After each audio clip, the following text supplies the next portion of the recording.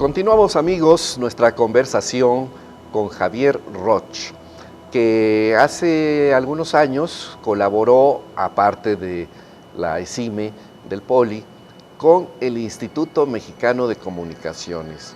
Un gran esfuerzo en el que se sentaron las bases para que México explorara la posibilidad de participar en proyectos relacionados con el espacio.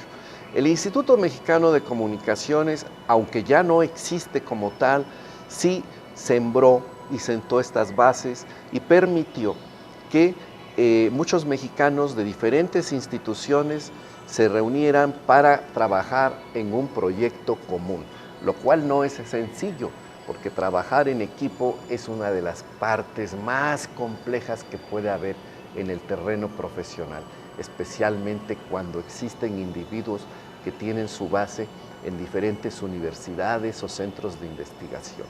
Pero ese, vamos a llamarlo en forma positiva, ese experimento exitoso de ese primer proyecto llamado SATEX 1, ¿verdad, Javier? Así es. Nos va a servir para que el siguiente proyecto, la segunda generación, por el momento llamado SATEX 2, que será el pilar de la subsede Puebla de la Agencia Espacial Mexicana, tenga éxito. De modo que, Javier, antes de entrar al tema de la subsede poblana y del proyecto que se hará en los próximos años, platícanos sobre este antecedente, estas bases, el Instituto Mexicano de Comunicaciones, el SATEX 1, qué objetivos tenía, qué pasó, qué sucedió, qué va a pasar, si se lanzó, si se lanzará, qué está sucediendo alrededor de ese gran proyecto.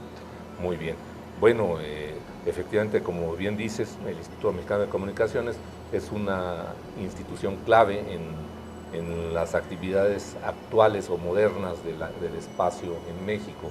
Cabe decir que en México, desde los inicios de las actividades de toda la humanidad en materia espacial, también se desarrollaron aquí en México.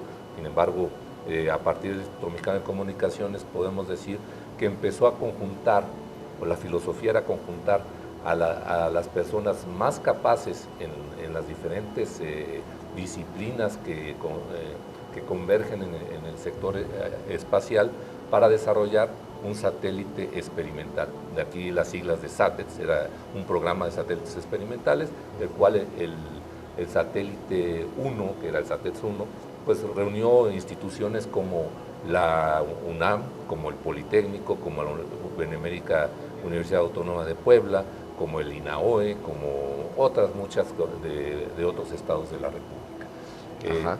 Sí, esto fue un proyecto que inició hace cerca de 20 años, ¿verdad? Inició en los años 90 en conjunto con el proceso de contratación de los satélites Solidaridad de Comunicaciones Comerciales. Sí. Estos satélites, el Instituto Mexicano fue el brazo técnico que permitió el diseño de las especificaciones de estos satélites y toda la supervisión de la construcción por compañías como Hughes, ¿no?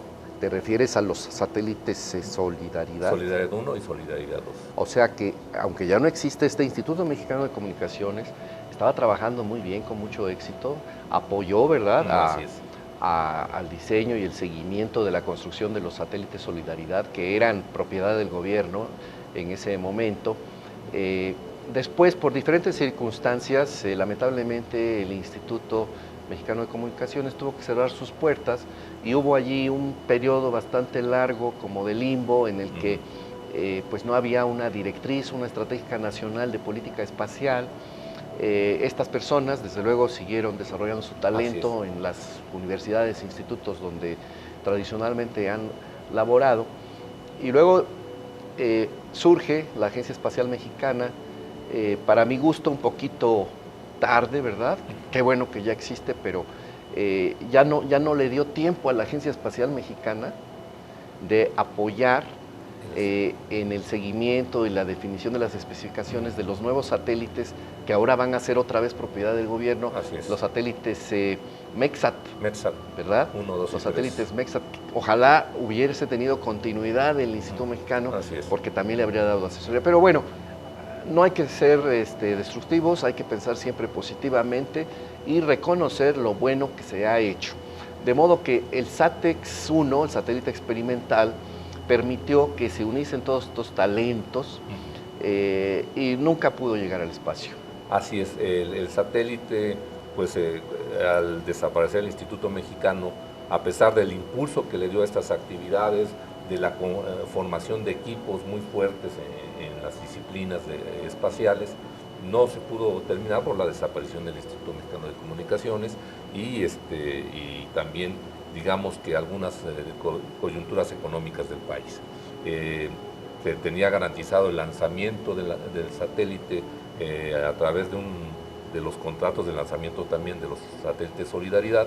Sin embargo, con los cambios tanto de organizaciones aquí en México como en la compañía lanzadora, este compromiso, este contrato, pues ya no fue posible hacerlo valer.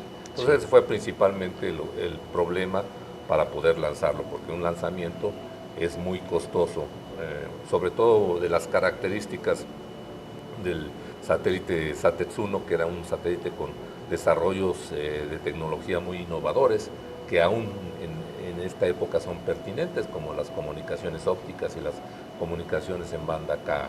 Así es. Pues qué lástima que hubo todas estas circunstancias políticas que no permitieron que estuviese el SATEX-1 en el espacio para realizar esos experimentos de comunicaciones que se esperaba. Pero hoy ya existe la Agencia Espacial Mexicana y además existe por ley. Ya no es algo que se puede cerrar por capricho de un político, sino que es algo que por ley el gobierno tiene la obligación de darle vida, de darle continuidad, y por eso es muy importante la creación de las subsedes de la Agencia Espacial Mexicana, que por el momento se tiene un proyecto muy interesante de un satélite de percepción remota construido por científicos, ingenieros y académicos de Jalisco y de otros estados del país, así como un satélite de comunicaciones con sus aplicaciones también muy interesantes.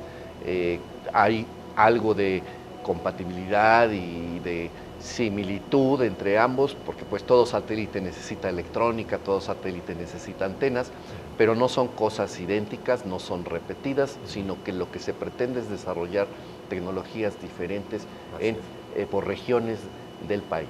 Y de eso vamos a hablar después de un bloque con Javier Roch, porque él participa intensamente en este proyecto de lo que se ha llamado el SATEX-2, que ese sí va a llegar al espacio, pero de eso vamos a hablar dentro de unos instantes.